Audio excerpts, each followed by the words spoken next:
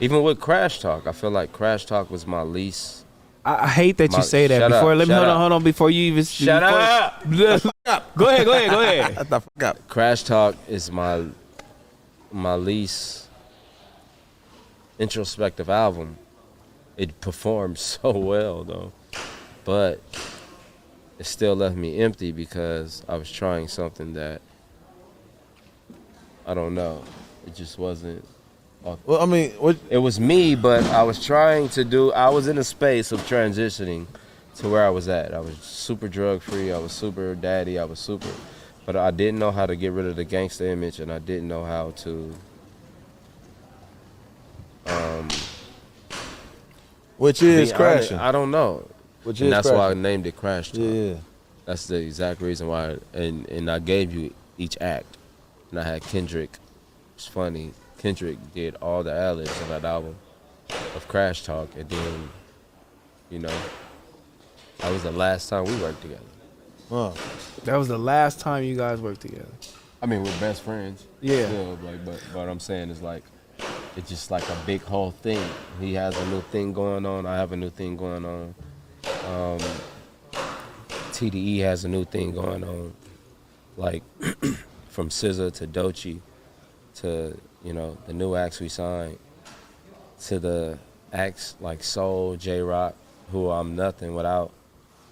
Like, I mean, J-Rock and Soul, Punch. Like, bruh, I can go on for days, bro. Zach, like, come on, bro. All these people that just changed my life, like Zay. I mean, one of the most perfect artists to ever exist. Like, when it comes to structure, when it comes to songwriting, when it comes to like soul, when it comes to that thing, like when I hear Zay, like it's just, he has something that I'll never have. Like when I hear SZA, she has something I'll never have. When I hear Soul, he has something I'll never have. Like I hear J-Rock, it's something I'll never have. Kendrick, you know, like bruh, Dave, Punch. Shout out, it's free, man. Top. I mean, Top literally paid for all this out of his pocket before the budget was even cleared. You know what I'm saying? So yeah. Like, to sit here and rap about money or act like money is the whole thing, I don't deserve my gift. Yeah.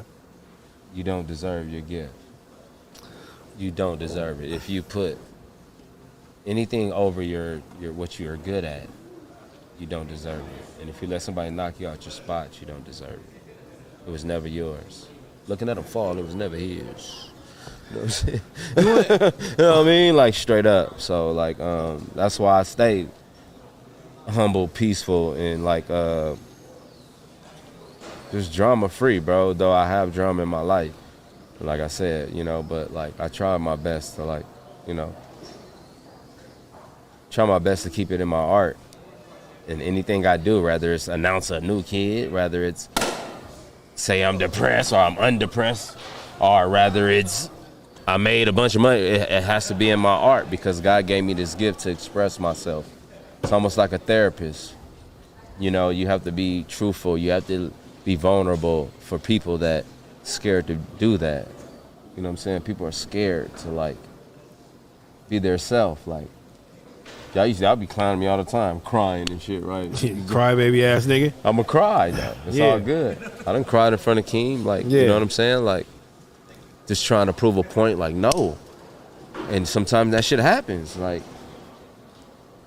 you know what I mean? I had a therapist before and I thought crying in front of that therapist was like selfish. When I can cry in front of you, cry in front of you, cry in front of you, my homies, we can have these same conversations I'm having with this therapist, and we can heal each other. I mean, like, you know what I'm saying? Like on some gangster shit, and that's on some gangster shit. Yeah. Straight up. On that CrasH Talk album, I feel like that particular album resonated with us as your homies and the culture like a lot. It was like the oxymoron shit, but the CrasH Talk shit kind of resonated with us. Yeah. It was a great album, but you know what I'm saying, you kind of like downplay it, but you know what I'm saying, I don't like when you downplay that album because that's one of the ones that really, like, we really felt, you feel me? Like, we really was fucking with that shit, whether it was a lot of features on there, like, you know, people that I would never hear you with or whatever the case may be. But that shit actually resonated with us. Like, I really fuck with that. So when you say this, like, damn, like the CrasH Talk album, like, you don't really, like, kind of fuck with it. It kind of fuck with me a little bit. Like I fuck with that. It's not that I don't fuck with it. All right, so maybe I'm saying it wrong. Because I said it's about every album, too. I said it's about Blank Face. But when I say I don't fuck with it, I'm just saying, like, I came from a place that wasn't from, I feel like your dying days, low key. I knew I can do all that shit I was doing. Yeah. And when you know you can do that and you're that comfortable, it's probably not safe. People tell me that's my worst album. It flopped. I mean, 5 certifications on that one album alone. More than any of my albums.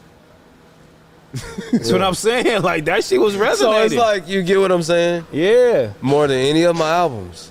I'm not saying, like, you know, but what I'm saying is, like, I knew I can do that. And I did it. Real comfortable. And if you do a lot of things that's comfortable, you're not that nasty. So I'm nasty.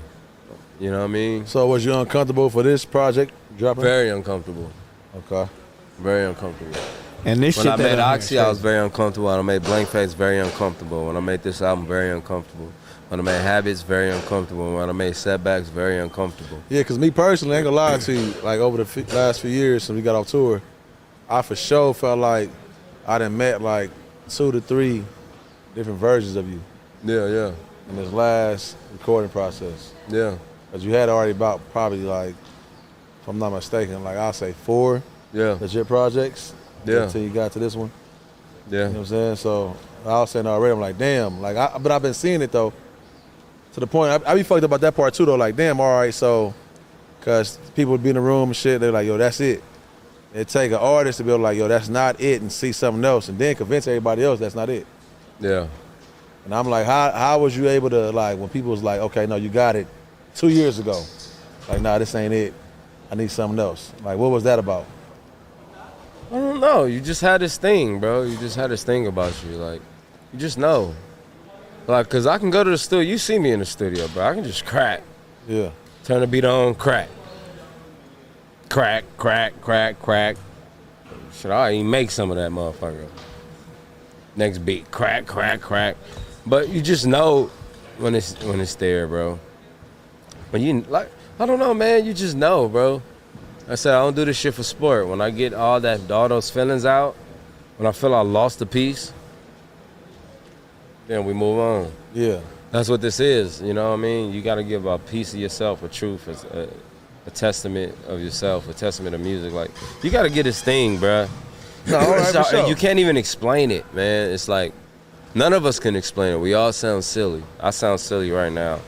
Nah, but, so yeah, I'll say to lighten it up right now, then from the music that's been sent to you and the music you made, do you feel like out of all of that, T-Rell ever had a shot at getting a feature?